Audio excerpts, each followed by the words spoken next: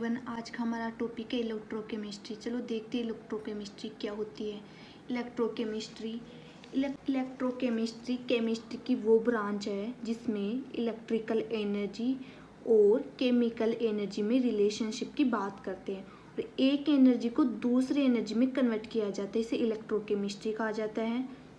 It is branch of chemistry which deals with the relationship in between electrical energy and chemical energy and how one can be converted into other called electrochemistry। Electrical energy को chemical energy में inter conversion करने के लिए एक device की आवश्यकता होती है। उस डिवाइस को सेल कहा जाता है। यह सेल टू टाइप की होती है, electrolytic cell and galvanic cell. Electrolytic cell and galvanic cell. Electrolytic cell वो सेल होती है जो इलेक्ट्रिकल एनर्जी को केमिकल एनर्जी में कन्वर्ट करती है एंड गैल्वेनिक सेल वो सेल होती है जो केमिकल एनर्जी को इलेक्ट्रिकल एनर्जी में कन्वर्ट करती है। नेक्स्ट टॉपिक है इलेक्ट्रोलाइसिस। इलेक्ट्रोलाइसिस क्या होता है, इसकी डेफिनेशन देखते हैं। It is a process in which when current is passed through molten और aqueous state of electrolyte then product are formed at anode and cathode by oxidation and reduction respectively। Electrolysis क्या होती है, ये एक process है जिसके अंदर battery से करंट पास किया जाता है सेल के अंदर और इसमें दो इलेक्ट्रोड होते हैं, एनोड एंड कैथोड, जिसमें एनोड पे ऑक्सीडेशन होगा एंड कैथोड पे रिडक्शन। नेक्स्ट टॉपिक है रिप्रेजेंटेशन ऑफ इलेक्ट्रोलाइटिक सेल। इसको हम एक डायग्राम के थ्रू समझते हैं। मेटेलिक प्लेट के पॉजिटिव टर्मिनल पर एनोड जिस पर ऑक्सीडेशन होता है एंड मेटेलिक प्लेट के नेगेटिव टर्मिनल पर कैथोड होता है जिस पर रिडक्शन होता है। मेटेलिक प्लेट जिस टैंक में प्रेजेंट होती है उसे इलेक्ट्रोलाइटिक टैंक कहा जाता है। इसमें जो इलेक्ट्रोलाइट्स प्रेजेंट होते हैं या तो मोल्टन स्टेट में होते हैं या एक्वस सॉल्यूशन में होते हैं। इलेक्ट्रोलाइट्स में एनाइंस एंड कैटाइंस प्रेजेंट होते हैं। एनाइंस हमेशा एनोड की तरफ मूवमेंट करते हैं एंड कैटाइन हमेशा कैथोड की तरफ मूवमेंट करते हैं। इसमें अपोजिटली चार्ज इलेक्ट्रोड्स की तरफ मूवमेंट होता है एंड जब इस मूवमेंट में करंट पास करवाया जाता है तो A9 and cation oppositely charge electrodes की तरफ मूवमेंट करते हैं तो एक करंट पास होता है। इस करंट को इलेक्ट्रोलाइट करंट या कंडक्शन करंट कहा जाता है। इलेक्ट्रोलाइसिस के लिए डेल जी की वैल्यू हमेशा पॉजिटिव में होती है एंड सेल के लिए डेल जी की वैल्यू हमेशा नेगेटिव में होती है। टॉपिक है स्टडी ऑफ इलेक्ट्रोलाइसिस।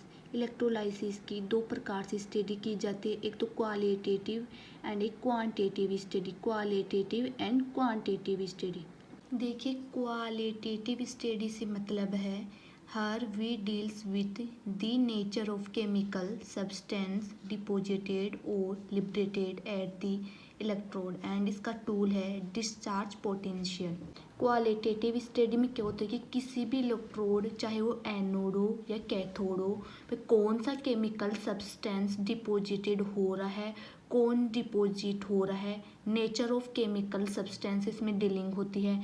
जो भी सब्सटेंस डिपोजिट हो रहा है वो कितने ग्राम, कितने mole, litre, ml, that means we deals with the amount of substance deposited और लिबरेटेड एट द इलेक्ट्रोड।